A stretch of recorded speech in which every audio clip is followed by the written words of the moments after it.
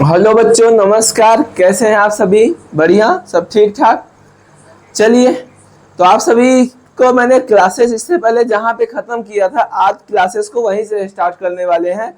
और उम्मीद यही कर रहे हैं कि आप लोग एक योद्धा की तरीके, जिस तरीके से योद्धा जंग के मैदान में युद्ध के लिए तैयार लड़ाई करता है, युद्ध को लड़ता है, उसी तरीके से आप पढ़ाई कर रहे होंगे और अपने बोर्ड एग्जाम्स से अभी से ही उसके लिए योद्धा के जैसा एक तैयारी कर रहे होंगे। और आप उस युद्ध के मैदान में बेहतर करने के लिए अपने आप को पूरी लगन के साथ मेहनत से पढ़ाई कर रहे होंगे। तो सबसे पहले मैं क्लासेस को स्टार्ट करने से पहले यही कहूंगा कि जितने भी बच्चे नए आए हैं इस वीडियो में, जाए पहले मेरी पिछली क्लासेस को पढ़ के आए, फिर यहाँ पर आप पढ़ेंगे तो चीजें आपको बहुत ही बेहतर समझ में आने वाली हैं। चलिए, ज्यादा समय ना लेते हुए आपका हम क्लास को स्टार्ट करते हैं। और हम लोग जो पढ़ने वाले हैं आज, वो हम लोग पढ़ने वाले हैं समविभव पृष्ठ के बारे में पढ़ने वाले हैं। आज जो हम लोग पढ़ने वाले हैं वो किसके बारे में पढ़ने वाले हैं? समविभव पृष्ठ के बारे में पढ़ने वाले हैं। ठीक है ना? ध्यान दीजिएगा, एक मिनट। हम लोग जो पढ़ने वाले हैं वो किसके बारे में पढ़ने वाले हैं? समविभव पृष्ठ के बारे में हम लोग पढ़ने वाले हैं। तो इस तरीके से हम सभी जो हेडिंग डालेंगे, सबसे पहले वो हम लोग हेडिंग डालेंगे इस तरीके से, क्या? समविभव पृष्ठ।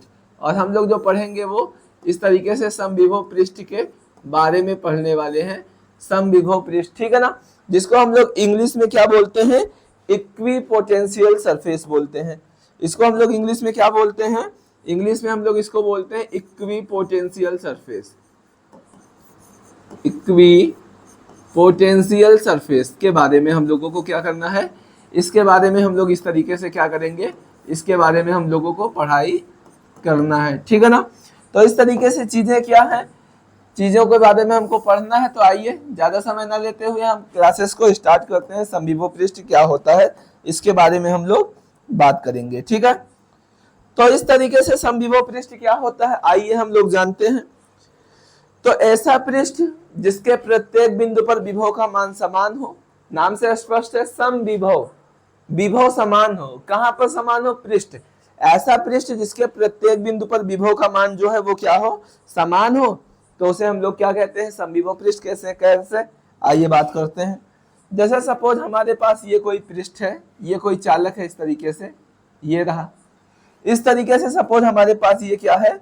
कोई चालक है। और इस चालक पर जो आवेश है वो सपोज, इस चालक का जो केंद्र है वो सपोज क्या है? इस चालक का जो केंद्र है वो है, और इसकी त्रिज्या जो सपोज है वो त्रिज्या जो है r है। और इस चालक पर जो इस तरीके से क्या है? प्लस q आवेश है। इसके पूरे पृष्ठ पर जो आवेश है वो सपोज क्या है? इस तरीके से प्लस q आवेश है।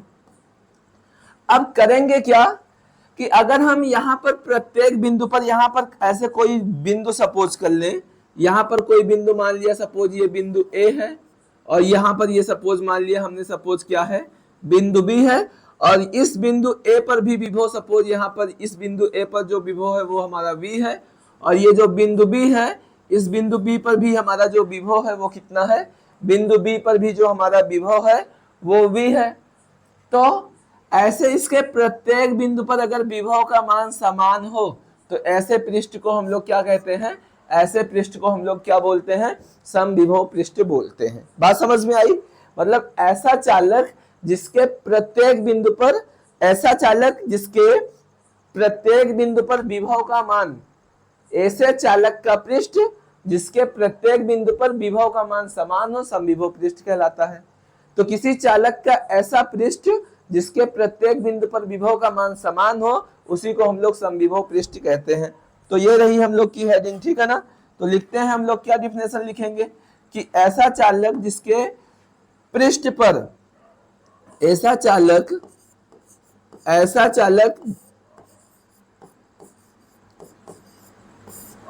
ऐसे चालक का पृष्ठ जिसके प्रत्येक बिंदु पर क्या होगा? जिसके प्रत्येक बिंदु पर विभव का मान समान होता है। जिसके प्रत्येक बिंदु पर क्या होगा? जिसके प्रत्येक बिंदु पर विभव का मान समान होता है।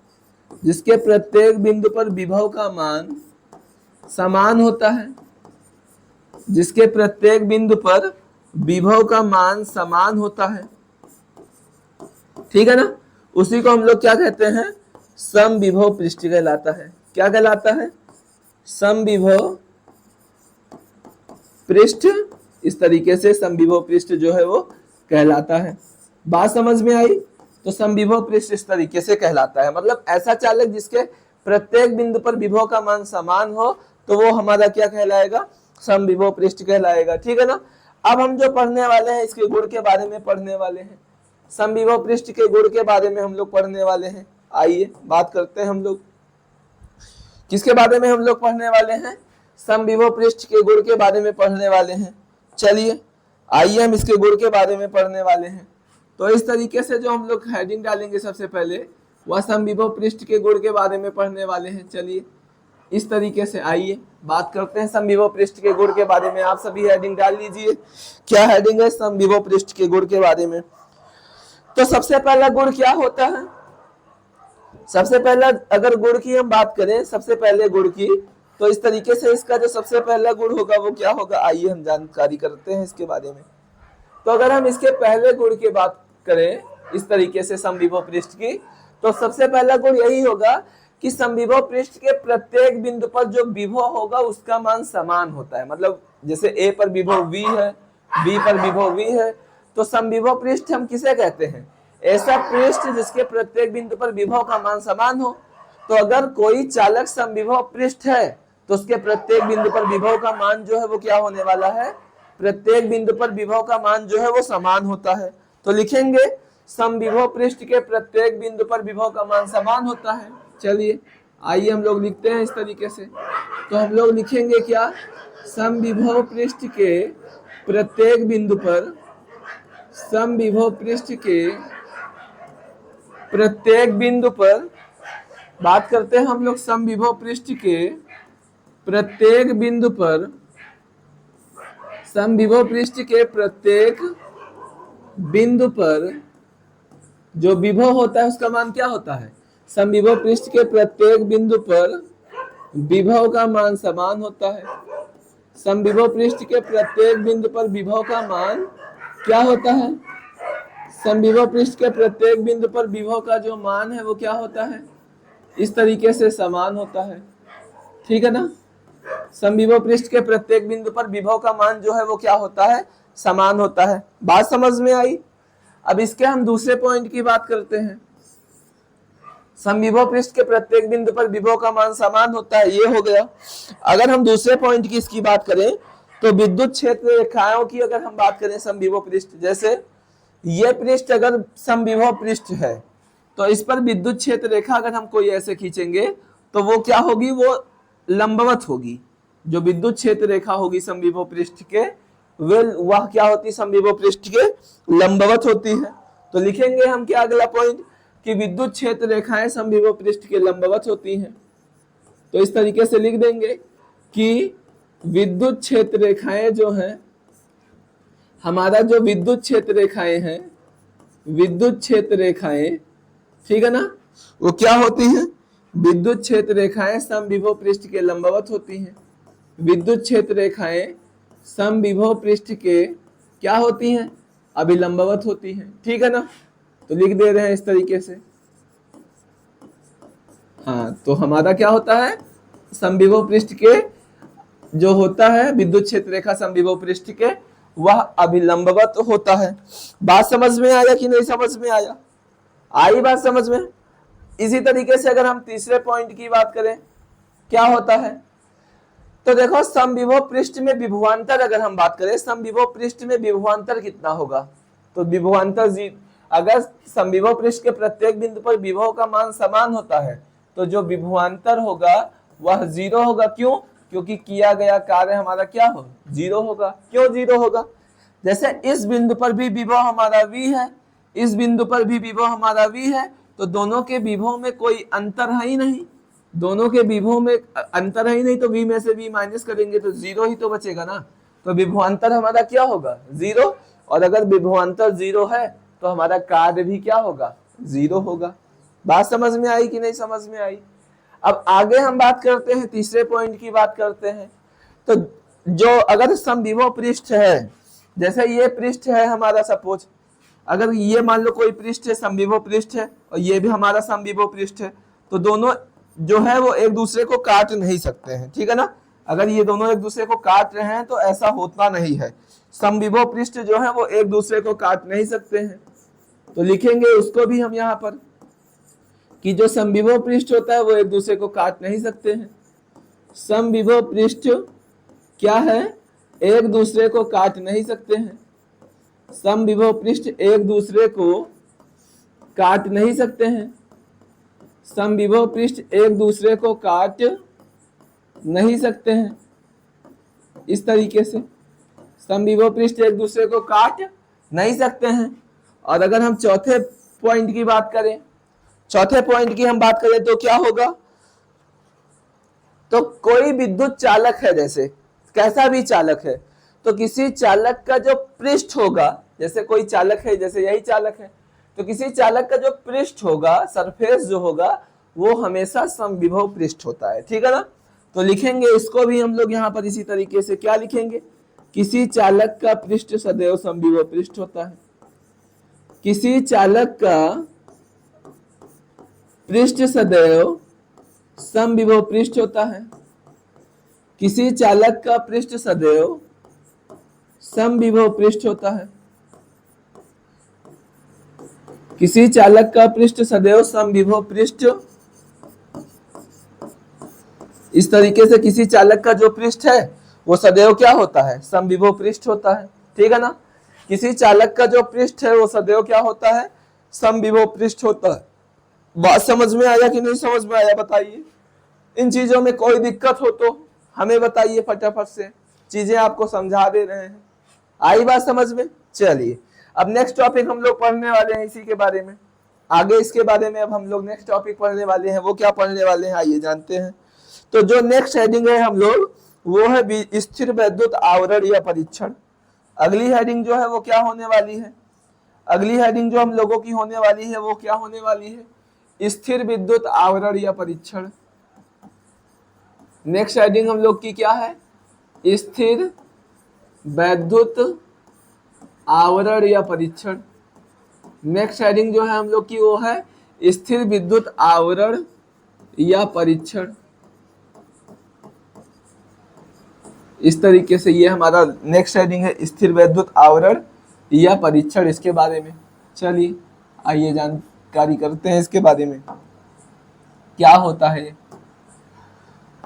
तो इस तरीके से स्थिर विद्युत आवरण या परीक्षण के बारे में हम लोग पढ़ते हैं, ठीक है ना। क्या होता है स्थिर विद्युत आवरण या परीक्षण, आइए इसके बारे में हम बात करते हैं। तो जैसे हमारे पास सपोज कोई गाउसीय पृष्ठ है, सपोज हमारे पास इस तरीके से कोई ये गाउसीय पृष्ठ है, गौसीय पृष्ठ है, इस तरीके से ये रहा। सपोज इस तरीके से हमारे पास कोई गाउसीय पृष्ठ है।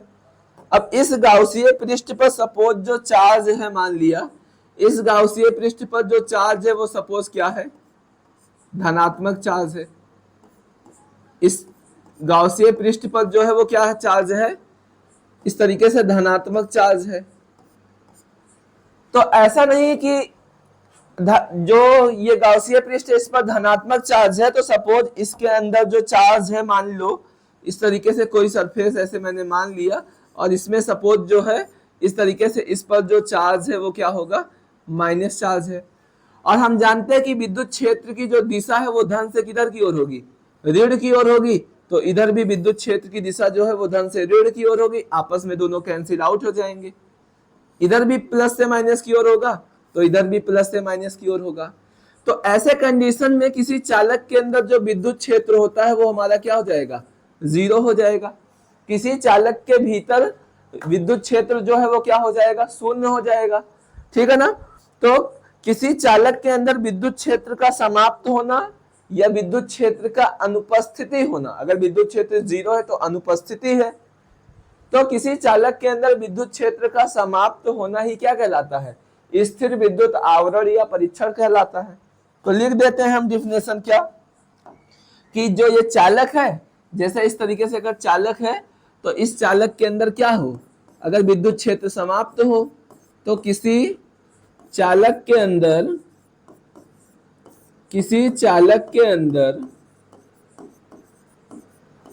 किसी चालक के अंदर क्या विद्युत क्षेत्र का समाप्त होना, किसी चालक के अंदर विद्युत क्षेत्र का समाप्त होना, किसी चालक के अंदर विद्युत क्षेत्र का समाप्त होना, किसी चालक के अंदर विद्युत क्षेत्र का समाप्त होना क्या कहलाएगा, बताओ क्या कहलाएगा? इस तरीके से समाप्त होना स्थिर विद्युत आवरण कहलाता है। तो इस तरीके से हम लिख देंगे क्या, विद्युत क्षेत्र का समाप्त होना क्या कहलाता है? स्थिर विद्युत आवरण या परीक्षण कहलाता है, स्थिर विद्युत आवरण कहलाता है। बात समझ में आई कि नहीं समझ में आई?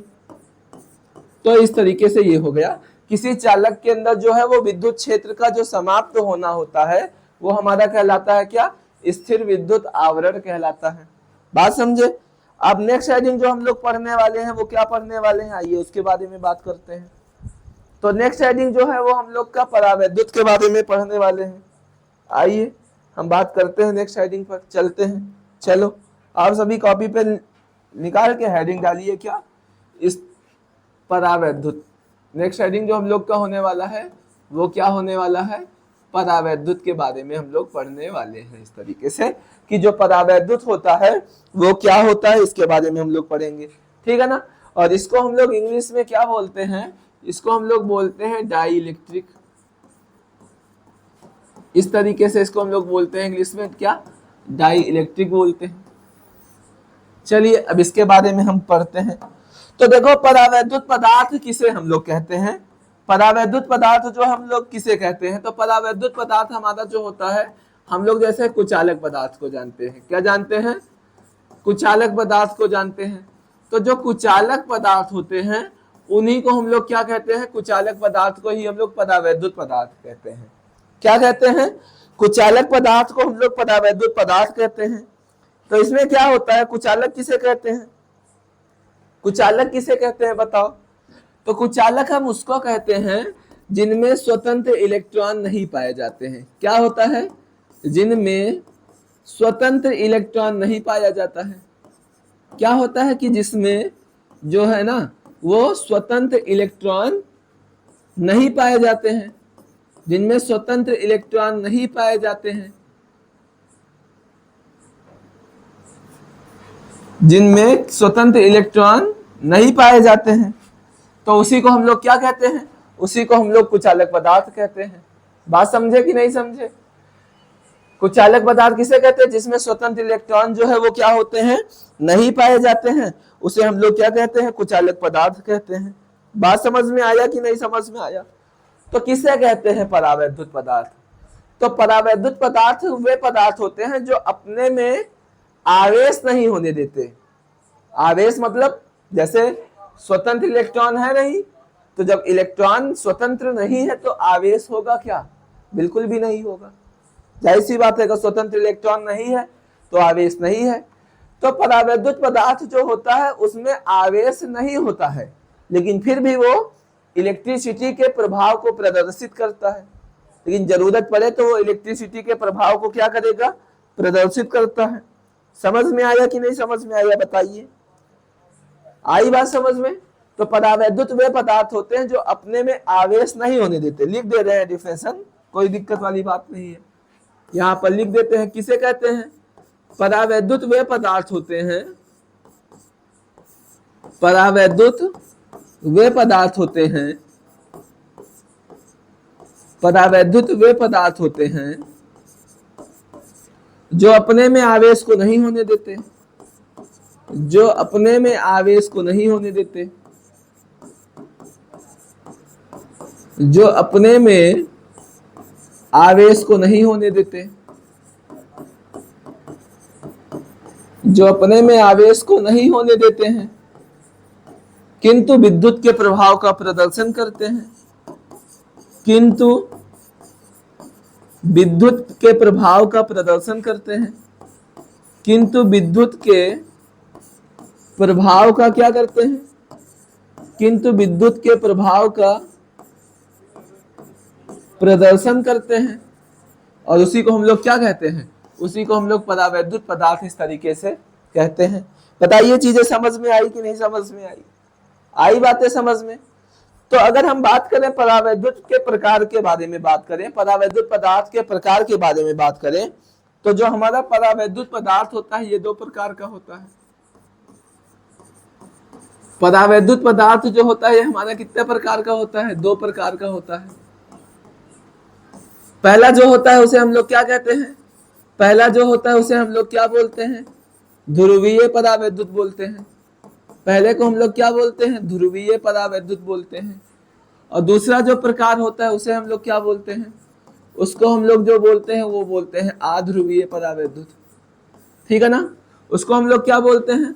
उसको हम लोग बोलते हैं अध्रुवीय परावैद्युत बोलते हैं। इस तरीके से जो परावैद्युत पदार्थ होता है, अगर उसके प्रकार की बात करें तो पहला जो प्रकार होता है उसे हम लोग ध्रुवीय परावैद्युत कहते हैं, और दूसरा जो प्रकार होता है उसको हम लोग क्या बोलते हैं?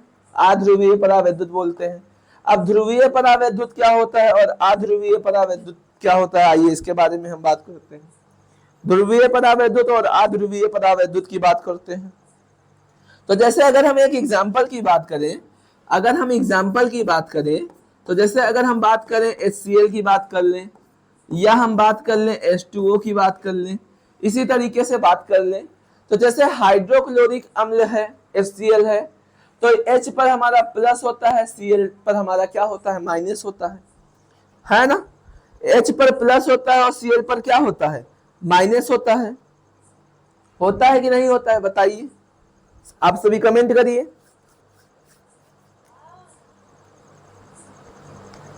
बताइए ध्रुवीय परावैद्युत क्या होता है? बताएं आप सभी फटाफट से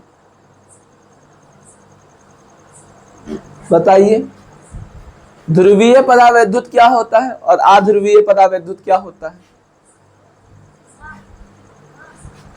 चलिए देखिए, ध्रुवीय में जैसे अगर हम बात करें HCl की, तो हाइड्रोक्लोरिक अम्ल पर जैसे H पर प्लस होता है, Cl पर माइनस होता है, तो इसमें क्या है कि हाइड्रोजन का जो धन आवेश है इसका केंद्र अलग होगा, और क्लोरीन का जो ऋण आवेश है इसका केंद्र अलग होगा, तो हम कहेंगे संपाती नहीं होता है।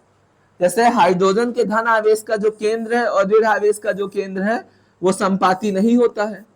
संपाती नहीं होता मतलब अलग अलग होता है, उसी को बोलते हैं संपाती नहीं होता है। तो उसे को हम लोग क्या बोलते हैं? ध्रुवीय परावैद्युत बोलते हैं। तो उसी को हम लोग क्या बोलते हैं? ध्रुवीय परावैद्युत बोलते हैं। बात समझ में आई कि नहीं समझ में आई? बताइए, आई बात समझ में? तो ऐसे कंडीशन में जब क्या हो कंडीशन, जब इस तरीके से कंडीशन होता है ना कि जब धन आवेश और ऋण आवेश के केंद्र एक ही नहीं होते हैं तो वो संपाती नहीं होते हैं। और ऐसे सिचुएशन में जो द्विध्रुव आघूर्ण होता है वो कैसा होता है? ऐसे कंडीशन में जो द्विध्रुव आघूर्ण होता है वो हमारा क्या होता है? अस्थायी द्विध्रुव आघूर्ण होता है। ऐसे कंडीशन में द्विध्रुव आघूर्ण जो होता है वो क्या होता है? हमारा जो है वो अस्थायी द्विध्रुव आघूर्ण होता है। बात समझ में आई कि नहीं समझ में आई? लेकिन अगर हम वही बात करें अध्रुवीय परावैद्युत की, अगर हम बात करें तो अध्रुवीय परावैद्युत में क्या होता है? देखिए, अध्रुवीय जैसे हम अगर बात कर लें H2 की बात कर लें, हम किसकी बात कर ले? एग्जाम्पल से मेरे पास कुछ हाइड्रोजन है, ऑक्सीजन है, नाइट्रोजन है, हाइड्रोजन है, ऑक्सीजन है, नाइट्रोजन है, इस तरीके से। तो अगर इनमें बात करें तो इसमें जो संपाती नहीं होता है, लेकिन इसमें क्या होगा? इसमें जो है धन आवेश और ऋण आवेश का जो केंद्र है वो क्या होगा? संपाती होता है, क्योंकि धन आवेश और ऋण आवेश जो है वो इसमें दोनों में एक ही में होंगे, संपाती होंगे, दोनों का केंद्र एक ही होगा, संपाती होगा। तो इसमें अस्थायी विद्युत द्विध्रुव आघूर्ण होता है। लेकिन इस कंडीशन में अगर हम बात करेंगे, अगर हम इस कंडीशन में बात करें तो इसमें हमारा जो है वो क्या होगा? इस कंडीशन में अगर हम बात करें तो अस्थायी वैद्युत द्विध्रुव आघूर्ण नहीं होता है। तो अस्थायी वैद्युत द्विध्रुव आघूर्ण नहीं होता इस कंडीशन में। इस कंडीशन में अस्थायी वैद्युत द्विध्रुव आघूर्ण नहीं होता है, और जिसमें नहीं होता है उसे हम लोग क्या कहते हैं? अध्रुवीय परावैद्युत कहते हैं। बात समझे कि नहीं समझे? बताइए, चीजें समझ में आई? चलिए आगे बात करते हैं इसी के बारे में, इस तरीके से, ठीक है ना?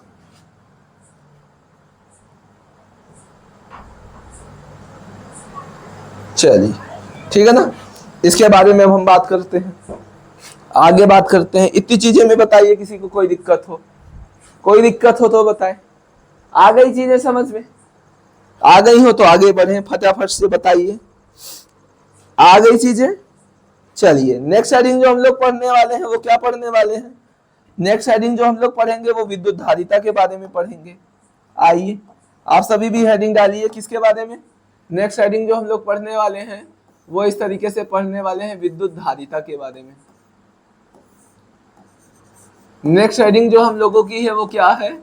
वो है इस तरीके से विद्युत धारिता के बारे में पढ़ने वाले हैं, इलेक्ट्रिक कैपेसिटेंस के बारे में पढ़ने वाले हैं। तो आप सभी भी हेडिंग डालिए। इसको इंग्लिश में हम लोग क्या बोलते हैं? इसको हम लोग इंग्लिश में बोलते हैं इलेक्ट्रिक कैपेसिटेंस बोलते हैं, इलेक्ट्रिक कैपेसिटेंस। ठीक है ना, स्पेलिंग चेक कर लीजिएगा। तो इस तरीके से ये हम लोग इसके बारे में पढ़ने वाले हैं, विद्युत धारिता के बारे में पढ़ने वाले हैं। तो चीजों को फोकस करके पढ़िए। चीजें जब तक आप फोकस करके नहीं पढ़ेंगे, चीजें आपको बिल्कुल भी नहीं समझ में आने वाली हैं। और टाइम मेरे पास कम है, इस वजह से आप सभी पे ज्यादा उन चीजों पे हम विशेष रूप से बात कर नहीं पाएंगे, क्योंकि सिलेबस खत्म करके आपका प्रिपरेशन रिवीजन वगैरह भी कराना है। तो हो सकता है सिलेबस जो है खत्म करने के लिए मुझे मैराथन भी चलाना पड़े। तो इसलिए हम बहुत ज्यादा डीपली में जाके पढ़ ही नहीं रहे हैं, क्योंकि डीपली अगर हम लोग पढ़ेंगे तो टाइम मेरे पास कम है और सिलेबस खत्म कराना है, उसी में रिवीजन भी कराना है। तो नेक्स्ट ईयर से लेकिन मेरी जो बैचेस आने वाले 11 के बच्चों के लिए 12th की चलेंगी, वो 100% कोर्स को ध्यान में रख के चलाया जाएगा। तो इन्फॉर्मेशन को ज्यादा से शेयर कर दीजिए, क्लासेस को सभी तक शेयर कर दीजिए। समझ में आ रहा हो तो लाइक कर दीजिएगा, नहीं अच्छा लग रहा है तो निकल जाइएगा। ठीक है ना? चलिए, तो अगर अब हम बात करते हैं विद्युत धारिता के बारे में, विद्युत धारिता क्या होता है आइए हम जानते हैं। तो जैसे हमारे पास सपोज इस तरीके से ये कोई चालक है, ये हमारे पास सपोज कोई क्या है? चालक है। अब इस चालक का जो विभव है, सपोज अगर हम बात करें इस चालक के वोल्टेज की, तो सपोज इस चालक का जो वोल्टेज है वो कितना है? 15 वोल्ट है। इस चालक का जो विभव है वो कितना है? वो है हमारा कितना वोल्ट है? इस तरीके से 15 वोल्ट है। लेकिन अब हम क्या करें, इसको जो जरूरत है वो सपोज 16 वोल्ट की जरूरत है।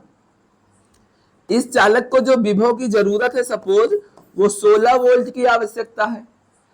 तो इस चालक के विभव में 15 से 16 वोल्ट होने के लिए हमें क्या करना पड़ेगा?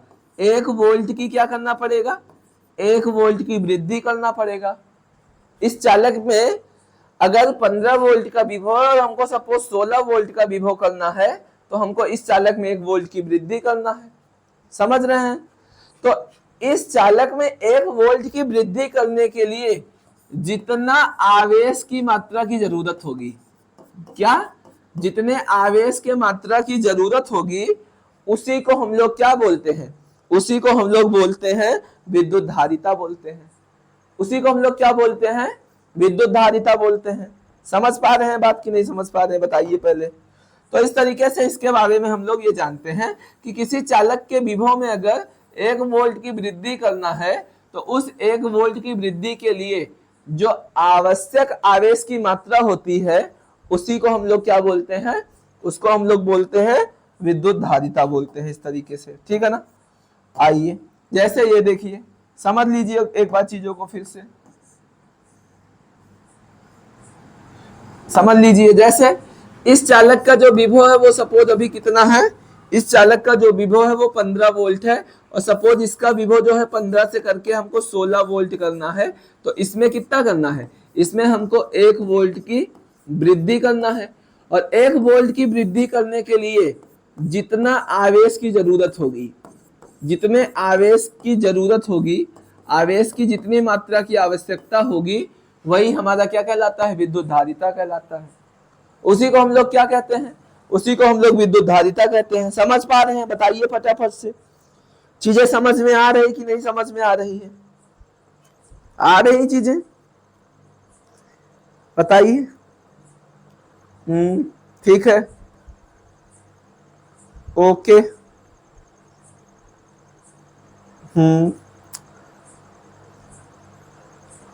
देखिए डीपली मैं आपको फिर से कह रहा हूं कि मैं वो सारी चीजें आप सभी को दे रहा हूं जो हमारे बोर्ड एग्जाम्स के लिए है, जो बोर्ड एग्जाम की प्रिपरेशन में कोई दिक्कत परेशानी का सामना जिसकी वजह से ना करना पड़े, ठीक है।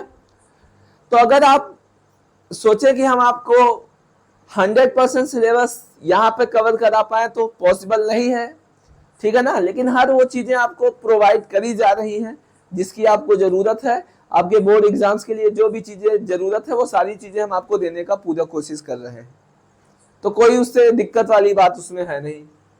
समझ पा रहे हैं? ठीक है, ओके। क्लास अच्छी लग रही है, ठीक है, अच्छी भी लगनी चाहिए।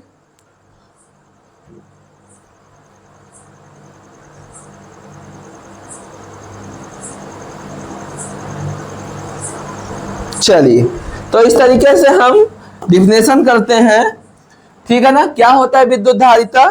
तो किसी चालक की विद्युत धारिता किसी चालक के विभव में 1 वोल्ट की वृद्धि के लिए, किसी चालक के विभव में 1 वोल्ट की वृद्धि के लिए, किसी चालक के विभव में 1 वोल्ट की वृद्धि के लिए आवश्यक आवेश की मात्रा को, आवश्यक आवेश की जो मात्रा होती है, आवेश की मात्रा को क्या कहेंगे? आवश्यक आवेश की मात्रा को चालक की विद्युत धारिता कहते हैं। इस तरीके से हम लोग क्या कहते हैं? चालक की विद्युत धारिता कहते हैं। चालक की विद्युत धारिता जो है वो कहते हैं इस तरीके से, ठीक है ना। 1 वोल्ट की वृद्धि के लिए जितना आवेश की नीड होगी वो उसकी विद्युत धारिता कहलाती है। चलिए इसके बारे में आगे हम बात करते हैं और क्या होता है आइए जानते हैं। अब सपोज हम लोग जानते हैं कि किसी चालक को जितना ज्यादा आवेश दिया जाएगा उसका विभव उतना ही ज्यादा होगा। समझ पा रहे हैं? किसी चालक को अगर जितना आवेश देंगे, सपोज इस चालक को जितना आवेश दिया जाएगा तो इसका विभव जो है वो उतना ही ज्यादा होगा। तो मतलब आवेश जो है वो विभव के अनुक्रमानुपाती होगा, क्योंकि 1 वोल्ट की वृद्धि तब तक नहीं होगी। समझ पा रहे हैं कि नहीं?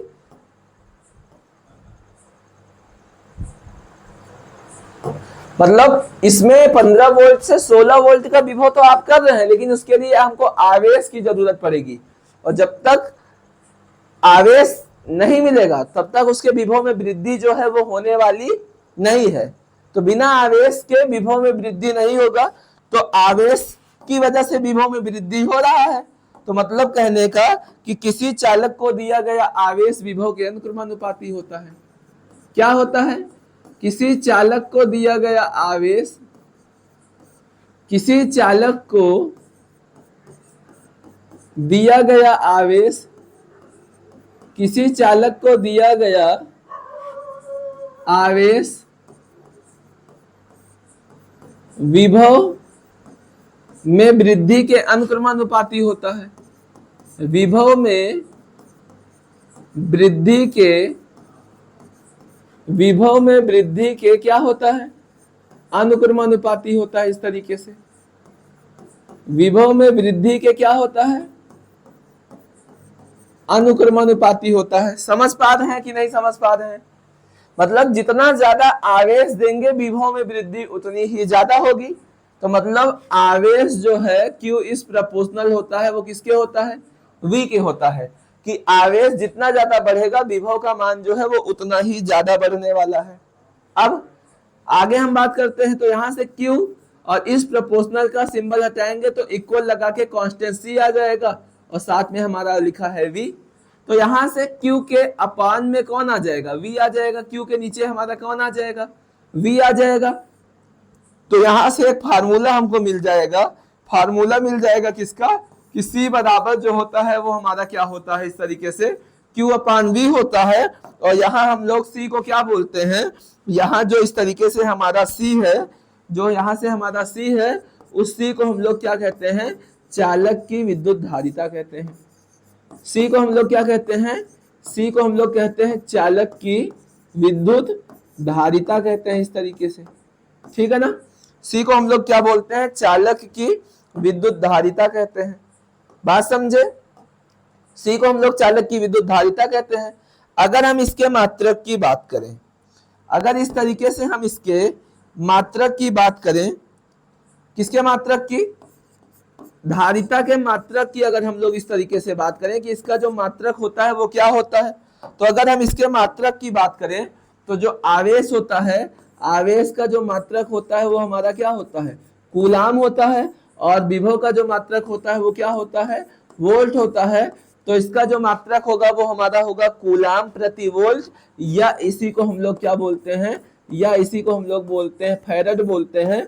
तो इसका जो मात्रक हो जाएगा वह कूलाम प्रति वोल्ट या फिर क्या हो जाएगा, फैरड हो जाएगा। समझ पा रहे हैं चीजें, इसका जो मात्रक है वो कूलाम प्रति वोल्ट या क्या हो जाएगा, फैरड हो जाएगा। हो कोई दिक्कत तो बताइए, बताइए इसके बारे में, किसी को कोई दिक्कत हो तो, कोई परेशानी हो, बिल्कुल भी नहीं। चलिए इतनी चीजें हो गई तो हम लोग आगे बढ़ते हैं। तो अगर हम विमीय सूत्र की बात करें तो विमीय सूत्र हम लोग निकाल सकते हैं, उसमें कोई दिक्कत वाली बात है नहीं। चलिए निकाल ही दे रहे हैं, क्या करने को, आप लोग कुछ मत करिए, सब हम ही कर दे रहे हैं। तुरंत आने लगता है मैसेज, सर विमीय सूत्र नहीं बताए। अरे भैया विमीय सूत्र में क्या है बताइए, विमीय सूत्र में यहाँ पर क्या है भाई, आवेश है तो आवेश का विमीय सूत्र हमारा कितना होता है, AT होता है। विभव है तो विभव का विमीय सूत्र क्या होता है, विभव का विमीय सूत्र होता है ml स्क्वायर t की पावर -2। बताइए ये होता है कि नहीं होता है, कमेंट करिए फटाफट से, होता है कि नहीं होता है। जो कार्य का होगा वही विभव का तो होगा ना, कार्य को ही तो विभव कहते हैं। तो ये विभव का विमीय सूत्र हो गया। अब इसको हम अगर आगे सॉल्व करेंगे तो m ऊपर जाएगा तो m की पावर -1 हो जाएगा।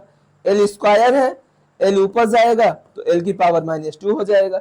t -2 है और 1 कम हो जाएगा तो t की पावर -1 हो जाएगा और हमारा इस तरीके से a हो जाएगा।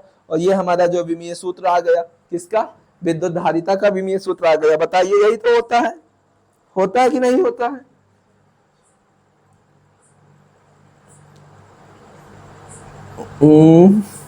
ये तो नहीं होता है।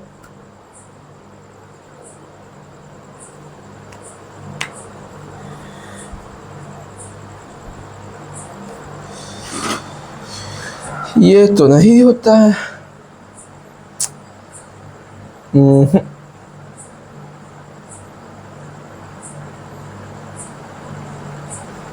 एक मिनट, थोड़ा सा इसमें देखिए, ये गलत हो गया ना।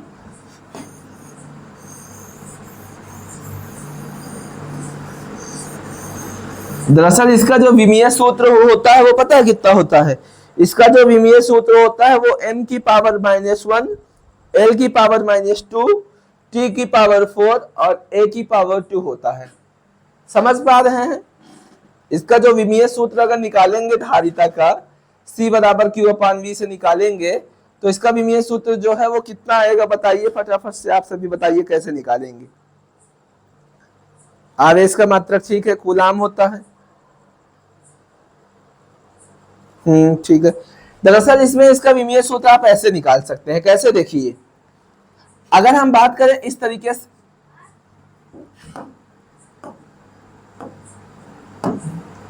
अगर इस तरीके से बात करें, अगर हम बात करें इसके विमीय सूत्र की, तो देखिए कि इस तरीके से यहाँ पर आवेश है तो आवेश को हम लोग Q ही लिखा देंगे, लेकिन V इक्वल टू फार्मूला क्या होता है, W अपान Q होता है। तो Q कहाँ चला जाएगा, ऊपर, तो बराबर किसके हो जाएगा, C के हो जाएगा। और इसका विमीय सूत्र इस तरीके से निकालेंगे, आवेश आवेश मिलके आवेश का स्क्वायर हो जाएगा और अपान में W, तो आवेश का विमीय सूत्र क्या होगा, A स्क्वायर और इस तरीके से T स्क्वायर होगा। और कार्य का तो हमको पता ही है, एल स्क्वायर टी की पावर माइनस का 2 होता है। ये देखिए ऐसे, तो यहाँ से क्या हो जाएगा, m ऊपर जाएगा तो m की पावर -1 हो जाएगा, l ऊपर जाएगा तो l की पावर -2 हो जाएगा, t -2 और 2 मिलके क्या हो जाएगा, t की पावर 4 और a की पावर 2, और इस तरीके से ये इसका क्या हो जाएगा, विमीय सूत्र हो जाएगा। बात समझ में आया कि नहीं समझ में आया, बताइए। इतनी चीजें, इतने में किसी को कोई दिक्कत हो तो बताएं, जहां कहीं भी कोई समस्या हो। जितनी चीजें आपको इसमें पढ़ाई गई बताइए, ये चीजें इसमें कहीं दिक्कत हो, कहीं पर भी कोई दिक्कत हो तो फटाफट से बताइए। ये चीजें हम लोग पढ़े हैं ना, तो इतनी चीजों में बताइए कहीं आपको कोई दिक्कत हुई हो, इतनी चीजों में कहीं पर कोई समस्या हुई हो। अब आगे जो हम बात करते हैं, कभी कभी ऐसा होता है कि पूछ लेता है मात्रक का डिफिनेशन क्या होता है। जैसे अभी अभी हम लोगों ने पढ़ा है कि धारिता का जो मात्रक होता है वो फैरड होता है। धारिता का जो मात्रक होता है वो क्या होता है, फैरड होता है। तो कभी कभी पेपर में क्वेश्चन आ जाता है कि एक फैरड किसे कहते हैं, इस तरीके से क्वेश्चन आ जाता है कि एक फैरड किसे कहते हैं, एक फैरड किसे कहते हैं। तो अभी अभी हम लोगों ने फार्मूला पढ़ा है धारिता का कि C इक्वल टू क्या होता है, Q अपान V होता है। और ऐसे कंडीशन में जो ये फार्मूला है C बराबर Q अपान V, इसको हम लोग को सॉल्व करना है।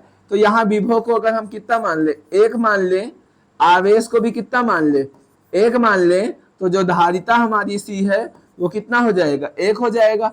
विभव का मात्रक क्या होता है, 1 वोल्ट होता है। आवेश का मात्रक जो है 1 कूलाम होता है इस तरीके से, और धारिता का मात्रक जो होता है वो इस तरीके से 1 फैरड होता है। तो डिफिनेशन क्या हो जाएगी, डिफिनेशन इस तरीके से क्या हो जाएगी बताइए।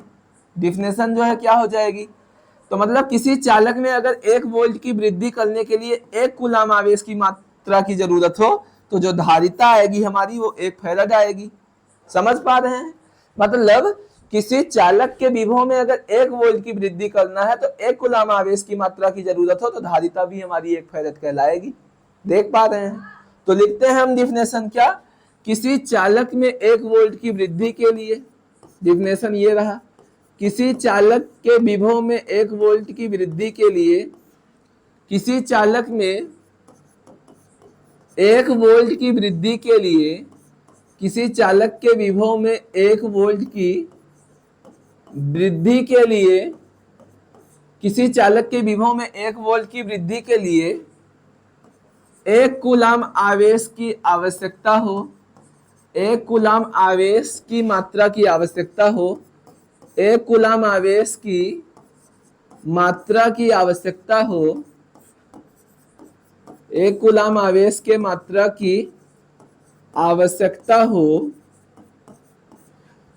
तो चालक की धारिता कितनी कहलाएगी। तो जो चालक है हमारा, उस चालक की धारिता कितनी कहलाएगी, तो जो चालक है उसकी धारिता 1 फैरड कहलाती है। तो चालक की विद्युत धारिता 1 फैरड कहलाती है। तो चालक की जो विद्युत धारिता है वह 1 फैरड कहलाती है। तो चालक की विद्युत धारिता हमारी कितनी कहलाएगी, 1 फैरड होती है या कहलाती है। और ये इसका क्या हो गया, ये इसका जो है वो डिफिनेशन हो गया। बात समझ में आया कि नहीं समझ में आया, फटाफट से बताएं मुझे चीजें। जहां पर भी कोई दिक्कत हुई हो वो चीजों को बताइए आप। इतनी बातें आपको समझ में आई कि नहीं समझ में आई, इतनी चीजें समझ में आ गई हो तो हम आगे नेक्स्ट टॉपिक पर बात करते हैं। नेक्स्ट टॉपिक पर हम लोग बात करते हैं, ठीक है।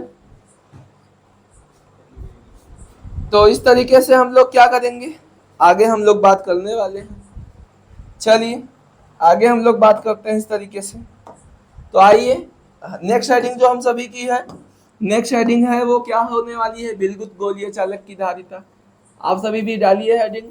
नेक्स्ट हेडिंग जो हमारी है वो क्या है, वो है विलगित गोलीय चालक की धारिता। नेक्स्ट हेडिंग हम लोगों की क्या है, विलगित गोलीय चालक की धारिता। विलगित गोलीय चालक की धारिता, ये हम लोग की हेडिंग है। आप सभी भी अपने कॉपी पेन लेके हेडिंग डालिए, क्या, विलगित गोलीय चालक की धारिता, मतलब capacitance of spherical conductor, sorry conductor, capacitance of spherical conductor. Heading डालिए आप सभी, capacitance of capacitance of electric conductor.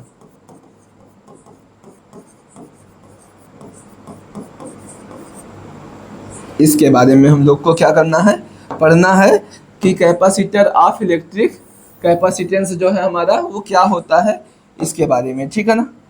तो इस तरीके से हम लोग क्या करेंगे, सबसे पहले इस तरीके से हम लोग एक गोलीय चालक ले लेंगे।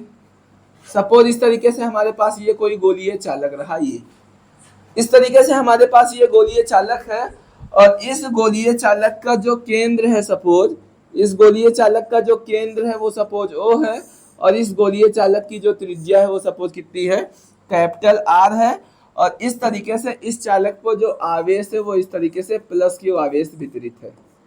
इस तरीके से इस गोलीय चालक पर जो आवेश है वो इस तरीके से प्लस Q आवेश जो है वो क्या है, इस पर इस तरीके से हम लोग प्लस Q आवेश वितरित किए हुए हैं, ठीक है ना। तो ये हमारा क्या है, गोलीय चालक है। और इस गोलीय चालक का जो क्षेत्रफल है, इस गोलीय चालक का जो क्षेत्रफल है वो सपोज हमने कितना मान लिया, A मान लिया, या भी क्षेत्रफल छोड़ो, ये A इस गोलीय चालक का नाम है कि माना A हमारा जो है ये एक गोलीय चालक है, ठीक है ना। तब हम लोग सबसे पहले क्या करेंगे, हम लोग सबसे पहले इस तरीके से इस गोलीय चालक का विभव निकालेंगे। तो सबसे पहले हम लोग रचना लिख दे रहे हैं। रचना में हम लोग क्या लिखेंगे, मान लो A एक गोलीय विद्युत चालक है, मान लो क्या, मान लो A क्या है, एक गोलीय चालक है, मान लो A एक गोलीय चालक है, इस तरीके से समझ पा रहे हैं। मान लो जो हमारा A है वो क्या है, गोलीय चालक है, जिसकी त्रिज्या कितना है, कैपिटल R है, और केंद्र क्या है, केंद्र जो है वो O है। तो लिख देंगे हम क्या, जिसकी त्रिज्या कैपिटल R तथा केंद्र O है, जिसकी त्रिज्या कैपिटल R, जिसकी त्रिज्या जो है वो क्या है, कैपिटल R, तथा केंद्र जो है वो क्या है, तथा केंद्र हमारा जो है वो क्या है, केंद्र जो है वो O है। समझ पा रहे हैं। तब क्या हो जाएगा, तब हमको विभव निकालना है। तब क्या निकालना है, इसका सबसे पहले विभव निकालेंगे धारिता निकालने के लिए। तब विभव बराबर फार्मूला क्या होता है, 1/4πε0 Q अपान त्रिज्या कैपिटल R है, इसलिए मैंने यहाँ से कैपिटल R इसको सपोज कर लिया। बताइए किसी को कोई दिक्कत हो तो, कोई दिक्कत नहीं। अब चूंकि हम लोग जानते हैं, हम लोग क्या जानते हैं, चूंकि हम लोग यहाँ से जानते हैं क्या कि C बराबर Q अपान V होता है, तो C बराबर Q अपान V से फार्मूला लगाएंगे, यहाँ V का मान लाके रख देंगे। तब C बराबर हो जाएगा Q अपान V का मान जितना है यहाँ लाके रख देंगे, कितना 1/4πε0 Q अपान कैपिटल R हो जाएगा। तो Q से Q हमारा क्या हो जाएगा, इस तरीके से कैंसिल हो जाएगा, Q से Q हमारा कैंसिल हो जाएगा। तब कितना हो जाएगा, तब इस तरीके से हमारा कितना हो जाएगा, तब इस तरीके से हमारा हो जाएगा C = 4πε0 पलट के कहाँ जाएगा, 4πε0 जो है वो पलट के ऊपर जाएगा, और कैपिटल R जो है ये भी पलट के ऊपर जाएगा। और इस तरीके से ये हमारा क्या आ गया, इस तरीके से ये हमारा जो फार्मूला आ गया, ये आ गया हमारा क्या, गोलीय चालक की जो है वो धारिता निकालने का क्या आ गया, गोलीय चालक की धारिता निकालने का फार्मूला आ गया, ठीक है ना। लेकिन अगर हम CGS पद्धति में बात करें, ये तो हमारा MKS पद्धति के लिए, SI पद्धति के लिए था ये, और धारिता का मतलब जो होगा यहाँ पर ये क्या होगा, फैरड होगा। लेकिन अगर हम CGS पद्धति के लिए बात करें, किसके लिए अगर हम बात करें, इस तरीके से अगर हम लोग बात करें किसके लिए, अगर हम लोग बात करें CGS पद्धति के लिए, CGS पद्धति में क्या होगा, तो CGS पद्धति में जो ये 4πε0 है, 4πε0 जो है इसको K मानेंगे, और K का मान जो होता है CGS पद्धति के लिए 1 होता है। मैंने कूलाम का नियम जब पढ़ाया था आपको बताया था। तो आप लोग पहले क्या करेंगे, जाएंगे, जितने लोग पहली वीडियो नहीं देखे हैं आप पढ़ के आए, तभी चीज़ें अच्छी लगेंगी, नहीं समझ में आएगा कुछ भी, ठीक है ना। तो इस तरीके से क्या होगा, देखिए ध्यान से। तो यहाँ से 4 पाई एप्सिलॉन नॉट का मान के माना, के का मान 1 होता है सीजीएस पद्धति के लिए, तब सी का जो मान है वो कैपिटल आर के बराबर हो जाएगा इस तरीके से। और हम लोग लिखेंगे क्या, किसी गोलीय चालक की जो धारिता होती है वो उसकी त्रिज्या के क्या होती है, बराबर होती है। तो लिख देंगे यहाँ पर शब्दों में कि किसी गोलीय चालक की धारिता, किसी गोलीय चालक की धारिता किसी